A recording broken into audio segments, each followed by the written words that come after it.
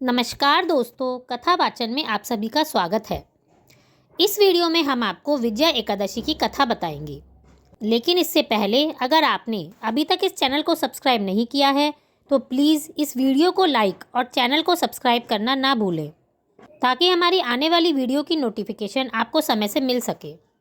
एकादशी का व्रत सारे व्रतों में श्रेष्ठ व्रत होता है। फाल्गुन मास के कृष्ण पक्ष की एकादशी को विजया एकादशी कहते हैं। इस व्रत को करने से विजय प्राप्त होती है। इस दिन भगवान विष्णु की पूजा की जाती है और साथ ही इस व्रत की कथा का श्रवण भी किया जाता है। विजया एकादशी का व्रत रखने से और भगवान विष्णु की विधि विधान से पूजा करने वालों की सारी मनोकामनाएं भी पूरी होती है।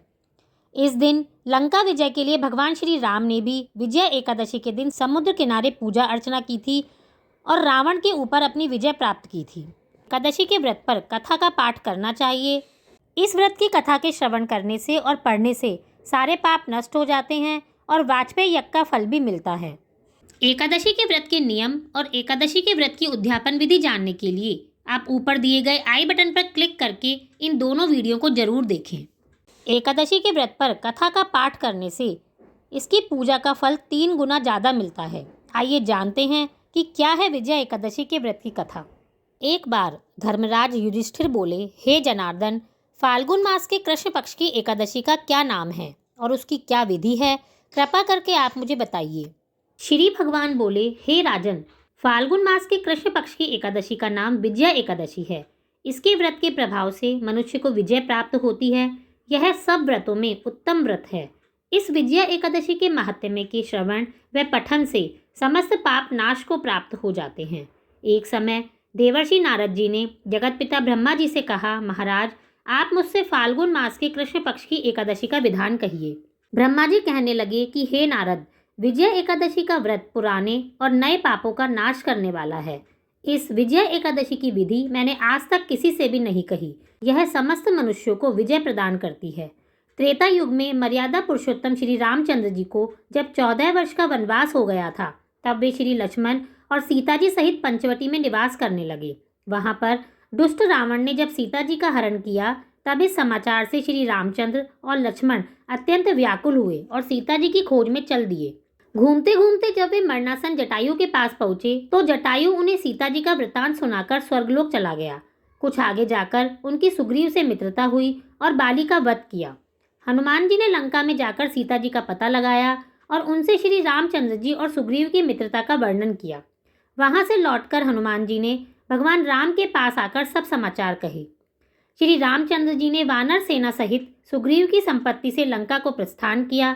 जब श्री रामचंद्र जी समुद्र के किनारे पहुंचे, तब उन्होंने मगरमच्छ आदि से युक्त उस अगाध समुद्र को देखकर लक्ष्मण जी से कहा कि इस समुद्र को हम किस तरह पार करेंगे। श्री लक्ष्मण ने कहा, हे पुराण पुरुषोत्तम, आप आदि पुरुष हैं, सब कुछ जानते हैं। यहाँ से आधा योजन दूर पर कुमारी द्वीप में वग्दालभ्य नाम के मुनि रहते हैं। उन्होंने अनेक ब्रह्मा देखे हैं। आप उनके पास जाकर इसका उपाय पूछिए। लक्ष्मण जी के इस प्रकार के वचन सुनकर श्री रामचंद्र जी वग्दालभ्य ऋषि के आश्रम में गए और उनको प्रणाम करके बैठ गए। मुनि ने भी उनको मनुष्य रूप धारण किए हुए पुराण पुरुषोत्तम समझकर उनसे पूछा, हे राम, आपका कैसे आना हुआ? रामचंद्र जी कहने लगे, हे ऋषि, मैं अपनी सेना सहित यहाँ आया हूँ और राक्षसों को जीतने के लिए लंका जा रहा हूँ। आप कृपा करके समुद्र पार करने का कोई उपाय बताइए। मैं इसी कारण आपके पास आया हूँ। वग्दालभ्य ऋषि बोले, हे राम, फाल्गुन मास के कृष्ण पक्ष की एकादशी का उत्तम व्रत करने से निश्चय ही आपकी विजय होगी, साथ ही आप समुद्र भी अवश्य पार कर लेंगे। इस व्रत की विधि यह है कि दशमी के दिन स्वर्ण, चांदी, तांबा या मिट्टी का एक घड़ा बनाएं, उस घड़े के जल से भरकर और 5 पल्लव रख वेदिका पर स्थापित करें। उस घड़े के नीचे सतंजा और ऊपर जौ रखें। उस पर श्री नारायण भगवान की स्वर्ण की मूर्ति स्थापित करें। एकादशी के दिन स्नान आदि से निवृत्त होकर धूप, दीप, नैवेद्य, नारियल आदि से भगवान की पूजा करें। तत्पश्चात घड़े के सामने बैठकर दिन व्यतीत करें और रात्रि को भी उसी प्रकार बैठे रहकर जागरण करें। द्वादशी के दिन नित्य नियम से निवृत्त होकर उस घड़े को ब्राह्मण को दे दे। हे राम, यदि तुम इस व्रत को सेनापति सहित करोगे तो तुम्हारी विजय अवश्य होगी। श्री रामचंद्र जी ने ऋषि के कथन के अनुसार इस व्रत को किया और इसके प्रभाव से दैत्यों पर विजय पाई। अतः हे राजन, जो भी मनुष्य विधि पूर्वक इस व्रत को करेगा, दोनों लोकों में उसकी अवश्य विजय होगी। श्री ब्रह्मा जी ने नारद जी से कहा था कि हे पुत्र, जो कोई इस व्रत के महात्म्य को पढ़ता और सुनता है उसको वाजपेयी यज्ञ का फल प्राप्त होता है। आप सभी को विजया एकादशी की बहुत बहुत शुभकामनाएं। धन्यवाद।